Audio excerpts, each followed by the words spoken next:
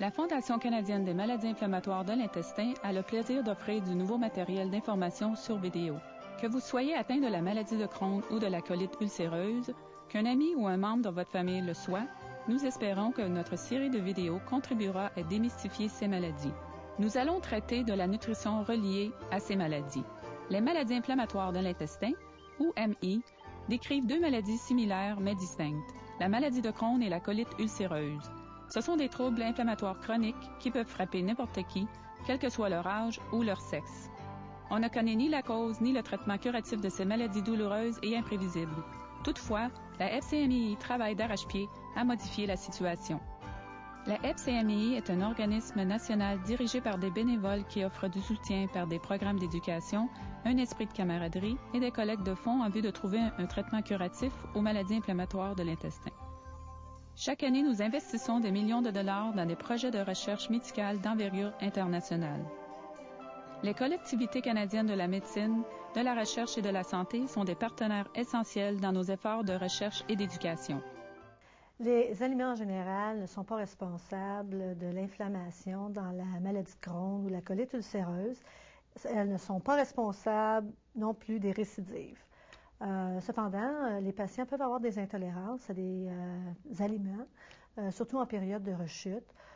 Et puis ça dépend vraiment du patient individuel. Certains patients peuvent avoir des intolérances à certains aliments et non pas à d'autres.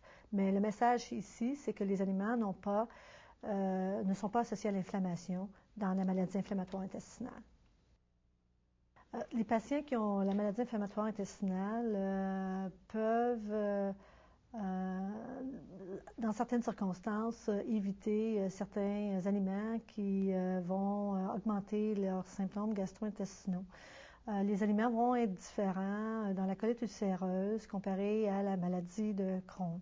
Dans la colite ulcéreuse, parce que l'inflammation n'affecte que le côlon, qui est le gros intestin, il y a des aliments qui ne seront pas un problème pour les patients qui souffrent de colite ulcéreuse. Et en général, par exemple, le lait est bien absorbé parce que c'est absorbé dans le petit intestin. Par contre, lorsque des patients avec la colite ulcéreuse ont de la diarrhée, ou même ceux avec la colite due à la maladie de Crohn, on doit parfois diminuer certaines fibres pour diminuer le volume des selles.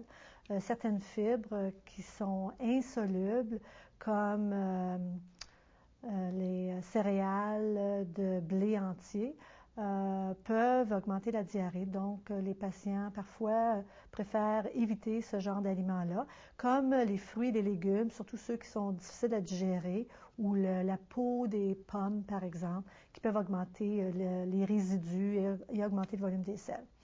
Bon, ceci dit, pour la maladie de Crohn, il y a d'autres aliments qui peuvent aussi causer des intolérances.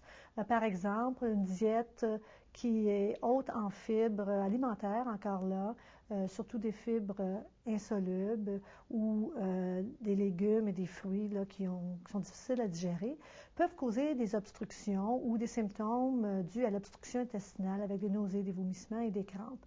Donc, les patients doivent éviter ces aliments-là pour diminuer leurs symptômes gastro-intestinaux.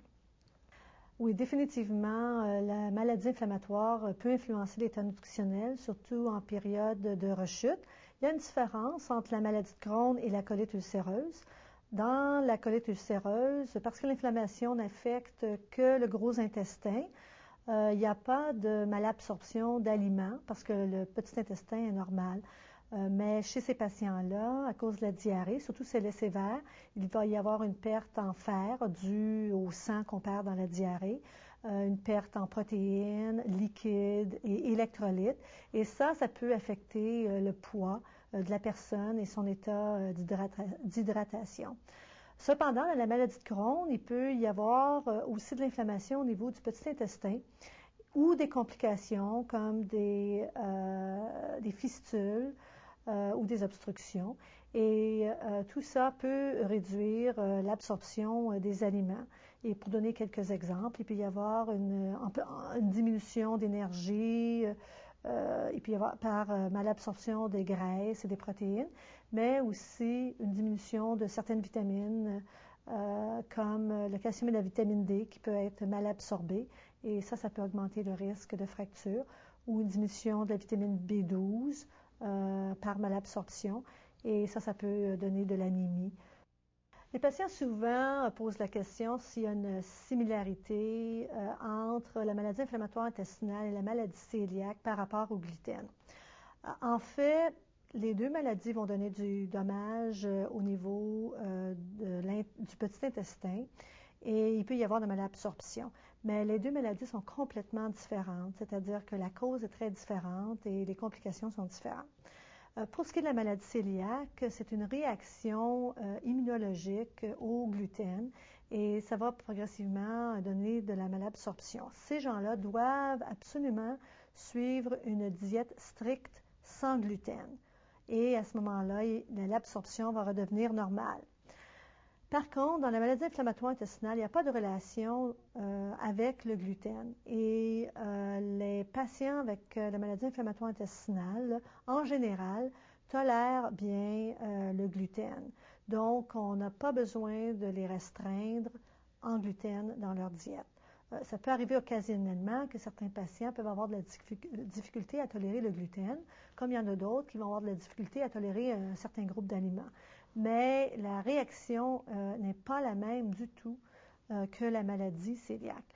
Dans la maladie cœliaque, on va éviter certaines céréales comme le blé, l'orge, le seigle et l'avoine, mais on n'a pas besoin de faire ça dans la maladie inflammatoire intestinale. Des milliers de bénévoles, de membres, de donateurs et de commanditaires au Canada s'allient à nous dans notre mission. Nous espérons que vous vous associerez à l'équipe de la FCMI dès aujourd'hui. En donnant de votre temps, en participant à nos activités de collecte de fonds ou en nous versant des dons, vous contribuerez à des recherches qui concourront à la découverte d'un traitement curatif. Pour plus de renseignements, téléphonez au Bureau national de la FCMI au 1-800-387-1479 ou consultez notre site web à www.ccfc.ca. S'il vous plaît, aidez-nous à trouver un traitement curatif.